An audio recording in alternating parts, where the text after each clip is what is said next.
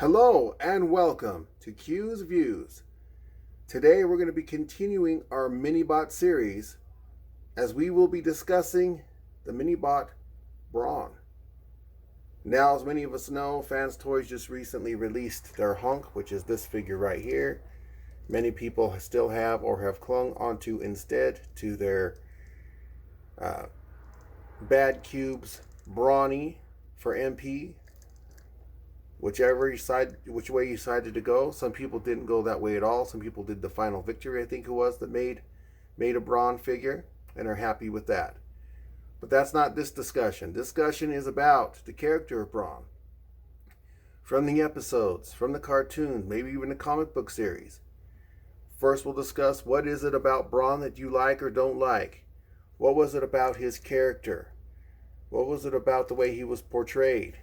You know, he was portrayed as the second, according to his bio card, he was the second strongest Autobot only to Optimus Prime. So he was small, but he was incredibly strong. Now, we've seen that in various episodes. There's an episode where, a certain Decepticon was thrown at him and bounced off of him and he didn't move. Some of you will remember that scene. Now, some of you will also remember that he has had a pretty miserly and very horrible end in Transformers the Animated Movie at the hands of the Decepticons. He didn't even really get a chance to fight. He was kind of just, spoiler alert I guess, kind of just taken out. And that was kind of very disheartening for a lot of people, especially those who were fans of Brawn. I know for me, watching Brawn go down the way he did in the movie definitely left much to be desired. I think he should have been given a better battle scene, or at least allowed to fight, at least die in an honorable sense, as he might say. Now, with that said, did you own the G1 toy, or do you currently own a G1 toy, whether sealed or on a shelf, of Brawn?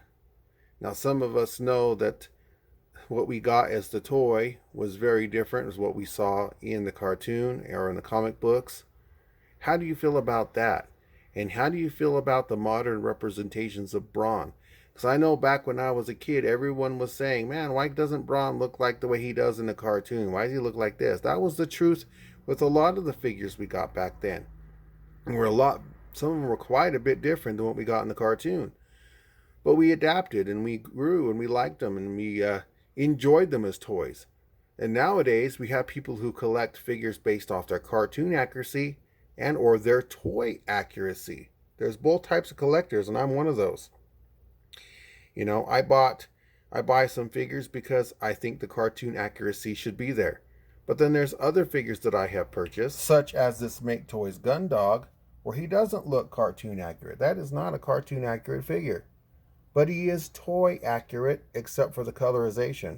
So he's got a more cartoon accurate coloring, but his build and his details and his overall build, I should say, is definitely more based off of the G1 toy than on the cartoon.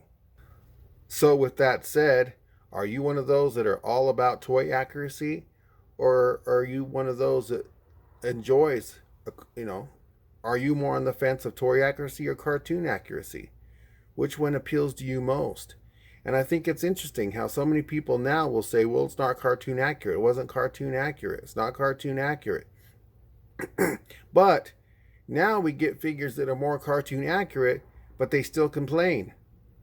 I think that's interesting because, a lot of us got the toys back then and we were happy with them. Yeah, there were some grumbles here and there at first, but then we just grew to love them, and now they're classics. If you're a G1 toy collector, whether MSIB or mint on card, or you put them on a shelf, we're happy with those toys looking like the toys and not necessarily looking like the cartoon. Now, I know for many of us, Brawn was one of those. His arms and his legs they just came down. They had the wheels attached. There was no discernible fists, and the articulation on those figures wasn't the greatest. But now we have figures with all kinds of paint, all kinds of articulation, all kinds of aesthetic appeal, but people still will say, well, that's the wrong green. or his head is too narrow, or how come his feet look like Ninja Turtles? You know, it just goes to show you no matter what we do, people will complain. Now, are you one of those? Are you one of those complainers? Are you one of those from back in the day where this is what we got was so different from the cartoon, and at first we were taken back, but then we just loved it anyways, and now it's a classic. How do you think and feel about this discussion? How do you feel and think about the character of Brawn? How do you feel about the way he was portrayed in the cartoons or the comics? Or maybe his demise in the movie? Do you feel that could have been handled better, or were you satisfied with the way it happened? And that's going to do it for today's discussion. I hope you've enjoyed it. Please feel free to participate in the comment section down below. I'd love to get your thoughts and your ideas regarding Brawn. And we will see you in the next one. We will continue the mini-bot series, and I'm excited and looking forward to sharing that with you. All right, everyone, stay safe. Take care of each other. Until next time.